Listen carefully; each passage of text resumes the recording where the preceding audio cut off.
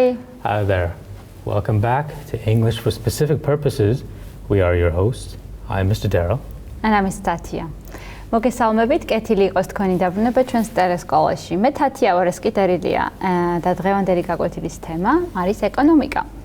Something very connected to business. Yeah, connected to business, right. But before we move on to the lesson, I think that we have to look at our agenda. What's on our agenda today, Mr. Daryl? Well, on the agenda today, we have a usual introduction to the topic, where we have a discussion. We move on to vocabulary that will be useful for the reading task later on. We will do the reading task itself, part by part. From there, we'll move on to the grammar and summarize everything at the end with a bit of homework. Very interesting. გაკვეთილს როგორც ყოველთვის მცირე შესწავლით დავიწყებთ, შემდეგ შევისწავლით ახალ სიტყვებს, რომელიც ეკონომიკასთან და ბიზნესთან იქნება კავშირში. შემდეგ წავიკითხავთ ტექსტს, ამას მოყვება გრამატიკა, შემდეგ შევაჯამოთ გაკვეთილს და დავასრულებთ საშინაო დავალებით. This is what we have to do today, and let's get started. Mr. Daryl, just generally, what is economics and why is it so important? Economics is the study of the way the supply and demand of things, how much of something there is and how much it's worth for people. And I think that it's very important. Okay, if the country doesn't have strong economy, I think that the country can be successful, right? So I think that just countries are trying to find ways to boost their economy, right? It is a bit of a science. You could call it a scientific study, and you have to study it with the knowledge that goes along with it. Okay, well, let's move on and let's look at our words and let's see what we have on the list. The first word is recession. Recession is a noun, and in Georgian it's translated as ekonomikuri krizisi. It's a word which is just very common nowadays, right? Scary word if you're a business owner. In its most simplest form, it's a period when the economy is not going so well and conditions for business are bad. Okay, right. So recession is a noun, and in Georgian it is ekonomikuri krizisi. Recession. And we have an example here. The country is sliding into the depths of recession. Okay. And what is the next word, Mr. Daryl? Supply and demand. Supply and demand, this is a noun, and in Georgian it's translated as მოთხოვნა და მიწოდება. Supply is just when you provide goods, and demand, this is necessity or need for. The need for something, yeah, and the relationship is a big part of economics. It's the relationship between the amount of goods or services that are available and the amount of people that want to buy or use these services, and this is what controls prices. Okay. So supply and demand, and in Georgian it is მოთხოვნა და მიწოდება. And we have an example here. Oil prices should be set by supply and demand and not artificially regulated. A very good advice, I think, right? If you're a free market advocate. Okay. And the next word is currency. Currency is a noun, and in Georgian it is valuta, puli. So lari can be considered as currency. Georgian currency. Yeah, Georgian currency. And dollars can be the Canadian currency. So currency is a noun, and in Georgian it is valuta, puli. And here we have an example. The central bank intervened in the currency markets today to try to stabilize the exchange rate. Okay. Our next word. And what is the next word, Mr. Daryl? Is market economy. Market economy. Market economy is a noun, and in Georgian it's translated as საბაზრო ეკონომიკა. Market economy. So how would you define that word, Mr. Daryl? It's very connected to the supply and demand. This is an economic system in which the salaries and prices of goods are determined by the supply and demand rather than by the state. Okay. And here we have the example. The company has played a leading role in helping to educate managers from the emerging market economies of Eastern Europe. Emerging because most of them were socialist or communist before. Yes. And the next word we have is stock exchange. Stock exchange is a noun, and in Georgian it is saphondo birja. How would you define that word, Mr. Derill? It's a very important part of the market economy, a place where shares in companies are bought and sold, and it's also all of the business activity involved in doing this. Okay. Stock exchange, it's a noun, and in Georgian it's translated as saphondo birja. And I have an example. The London Stock Exchange is one of the most famous in the world. Yeah, we've heard about London Stock Exchange. Plus right? the New York Stock Exchange. Yes, okay.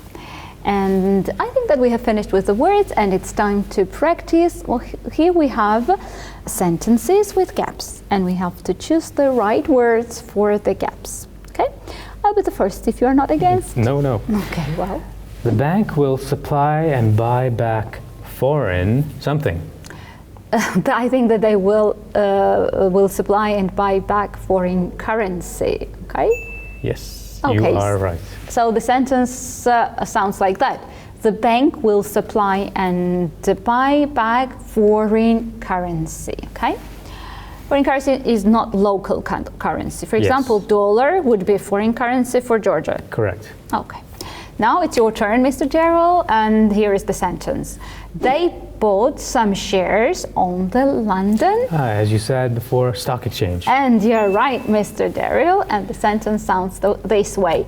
They bought some shares on the London Stock Exchange. And now it's my turn, I think.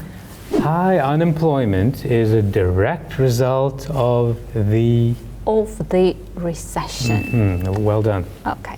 So the sentence sounds like this.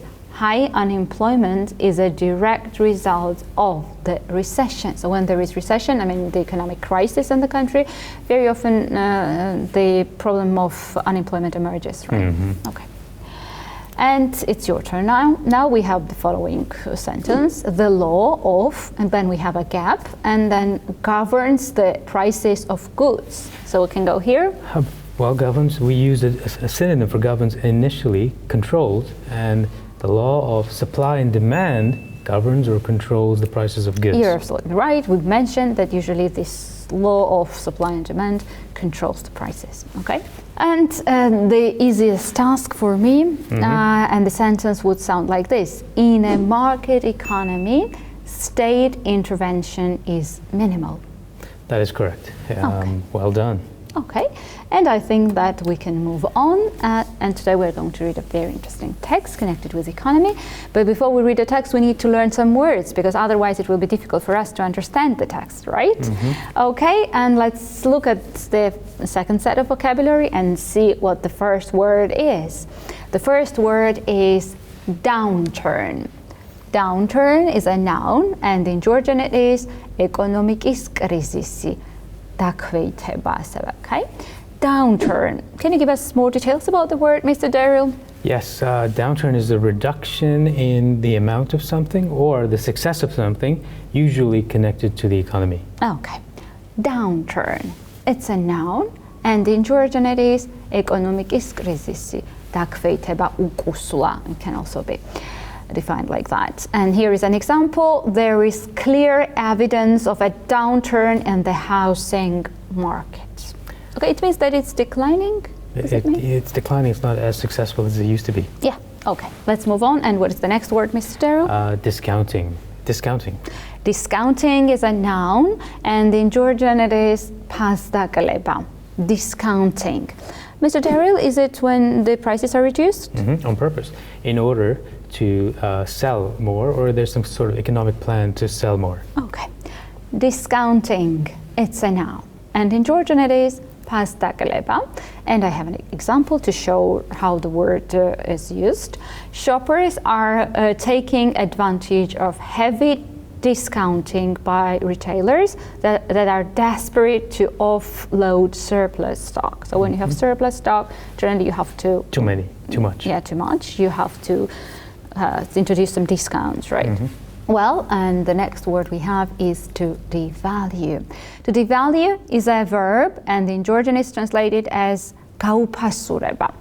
Devalue. Mr. Derill, would you give us more details about the word? This is connected to currency, and it is when you reduce the rate at which money can be bought and sold, connected to foreign money. Okay, clear. To devalue. It's a verb, and in Georgian it is გაუფასურება. And here is a good example. Last year, Mexico was forced to devalue the peso. And the next word we have is Cut costs, to cut costs. Cut costs is a collocation, and in Georgian it's translated as ხარჯების შემცირება. So during the recession, I think that everybody should cut costs, right? Yes, in fact, a lot of companies take measures to reduce their expenses and to improve profitability. This is to cut costs. Okay, so cut costs. In Georgian, it's translated as ხარჯების შემცირება. And we have an example here. The company has tried to cut costs in several areas. You can cut costs by reducing your spending on marketing, for example, or on PR. That's right. But is it right? Is it a right thing or not? We're going to find it out later. Okay, the next word we have is? It is cost-effective. Cost-effective. Cost-effective is an adjective, and in Georgian it's translated as rentabeluri. Cost-effective. How would you define that word, Mr. Derill? If an activity is cost-effective, it is good value for the amount of money that you pay for it. Okay. Cost-effective. It's an adjective. In Georgian it means rentabeluri. And here we have an example.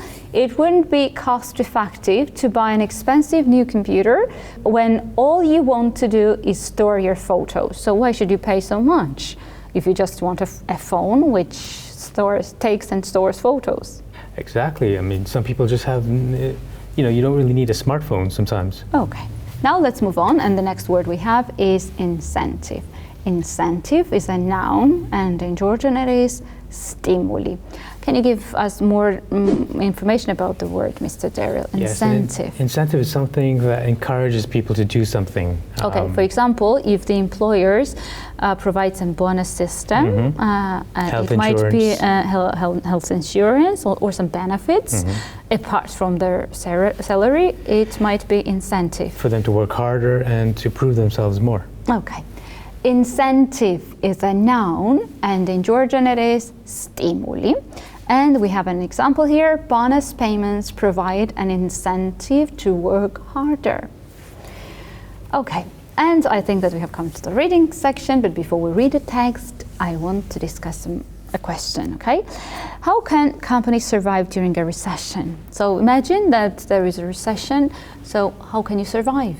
You have to be very careful with spending, because suddenly now the big problem is cash flow. You don't really have that much cash flow, so you've got to be careful with spending and perhaps plan your expenditures better. So you think that you have to cut costs? Yes, you'll have to cut costs. Or you can just start manufacturing in low-cost countries. What do you think about it?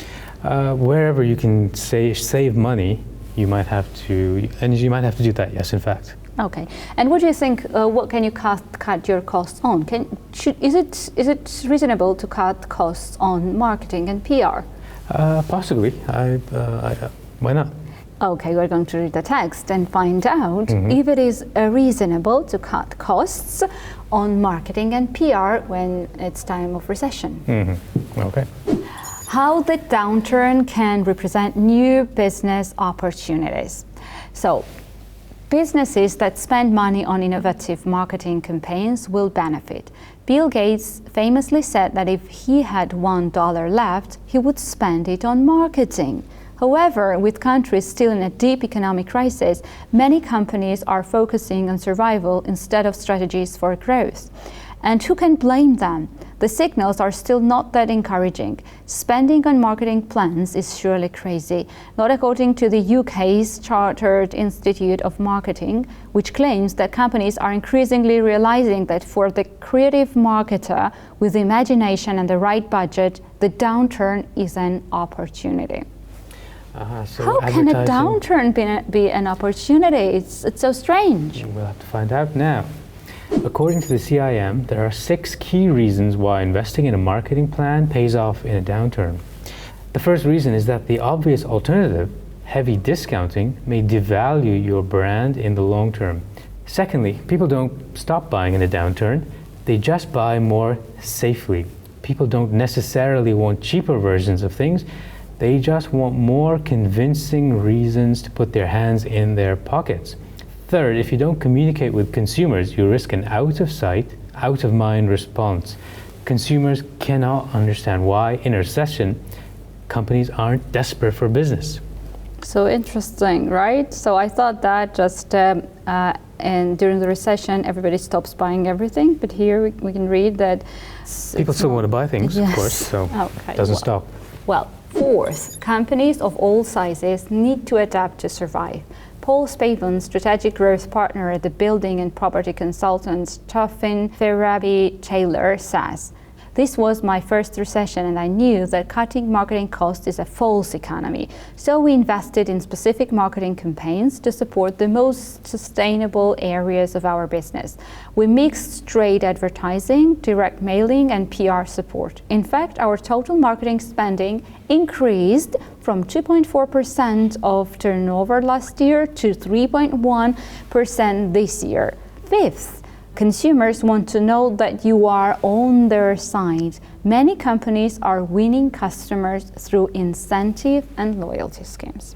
Very good reasons you've provided there so far. Let's look at the last one. Finally, the difference between this downturn and the last is the growth of the internet as a cost-effective platform for testing different messages and learning about the customer. Many small companies report that the most effective and powerful way to market is through email marketing. Promoting on social sites such as Facebook is also essential as it allows you to see in detail what your customers think of you. Brands need to stop thinking that marketing is a luxury. If companies take advantage of the quietness in the rest of the market and deliver innovative marketing communications, they will achieve greater market penetration by spending less. So it was surprising for me to find out that it's so. Just Bill Gates' words were really surprising for me when he said that if you have $1, you have to just invest it in marketing. And he is very successful, so he should know what he's talking about. Okay, and I think that it's time to check how well we could understand the text. And here we have questions, and we have to try to answer the questions. Okay, so the first question is, how do people's buying habits change in recession? Do they start buying less? The reading mentioned that it's not that they stop buying, but they do start buying more safely. And you're right, Mr. Derill. We read, people don't stop buying in a downturn, they just buy more safely. And now I will try, Mr. Derill. Here's a question. Why is it important for a business to keep communicating with its customers during a recession? Because I remember the saying, if you are out of sight, you are out of mind. Okay, they will forget about you and you won't have any customers anymore. Okay. Very good. And we read in the text, if you don't communicate with customers, you risk an out of sight, out of mind response.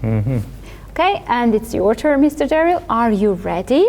I am. Okay, so what do companies of all sizes need to do to survive? What do you think is the right answer? We might take a lesson from biology. The main thing in nature and in business is to adapt, perhaps. And you're right, Mr. Derill, because we read companies of all sizes need to adapt to survive. And to adapt means to change yourself to the situation. According to the situation. Okay, right, nice. And I think I have to answer the question now. Your question is this: how do companies need to change the way they think about marketing in a recession? Okay, I think that people thought that they should not invest in marketing, but as we read, it's very important to invest in marketing and be innovative and communicate with your customers, right? But we read, brands need to stop thinking that marketing is a luxury. If companies take advantage of the quietness in the rest of the market and deliver innovative marketing communications, they will achieve greater market penetration by spending less. We've learned a lot today. We've learned a lot. We're experts now, okay? Well, and I think it's time to move to grammar. And what's today's topic of grammar, Mr. Deril? Today's topic of grammar is passive modals relating to advice, ability, and possibility. We've talked a lot about passives and how to form passive. So generally we form passive structure when we are not interested or when we don't know who the doer of the action is, right? But now we are going to look at it from a little bit different point of view, from the modal perspective and how the modal verbs are used in passive. And let's look. So should, can, could, and may, might are modals, as we know. Passive modals are formed with modal verb plus be plus past participle of the verb. Note that in the passive form, the object of the sentence becomes the subject and the original subject is sometimes omitted. And here is an example. You should take everything into consideration. You, here is the subject, the doer of the action. It's at the beginning of the sentence. So this is a sentence, an active voice. But now let's turn it into passive. Here the object would come first and we would say everything should be taken into consideration. So we don't know who the doer is. Yes? Nope. And here we use modal verb should, which is generally used to give advice. Well done. Speaking of should a bit more, should is used to give advice or make recommendations as well. For example, young people should be encouraged to participate in the campaign. We haven't mentioned who's encouraging them, they just should be encouraged. And can and could express ability. Here's an example.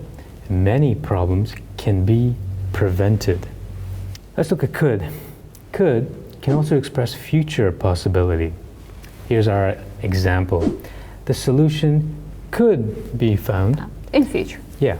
Again, we haven't mentioned the doer. And finally, look at may and might.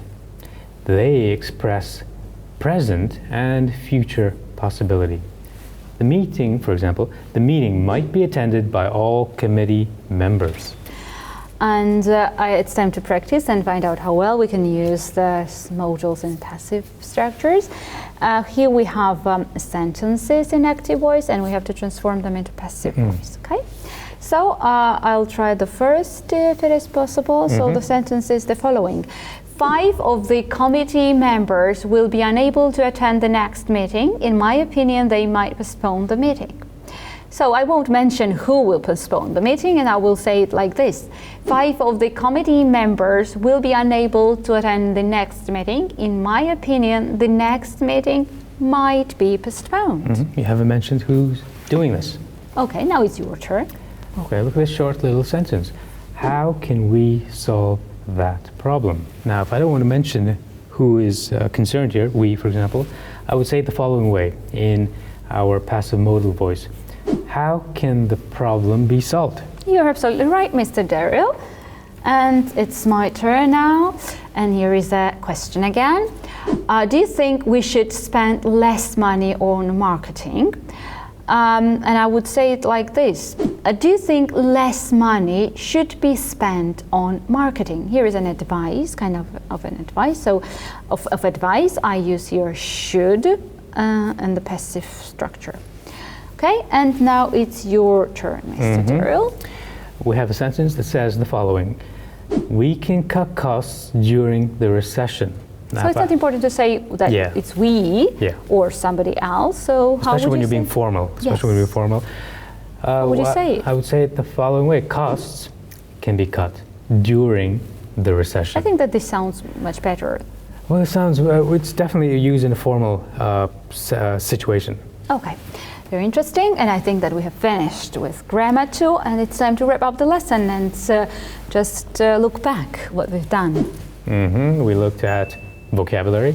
We moved from vocabulary to the reading, which was all about downturns, as you remember, and we finished off with grammar, passive modals, advice, ability, and possibility. Okay, and I think that it's time for homework, Mr. Deril, right? Here is our homework question. We'd like you to write a paragraph discussing the ways people can survive during a recession. People and organizations too, I think. Yeah, right? I think that as well. Okay. And where can the homework be uploaded, Mr. Derill? They can be sent to the address you see on the screen, and you can find a sample answer there as well. Okay, very helpful. The only thing we have to do now is to say goodbye to the audience and look forward to the next lesson, right? I might try to do the homework myself. Okay, try it, please. Okay. Well, stay with us and keep on learning. Until next time, goodbye. Bye.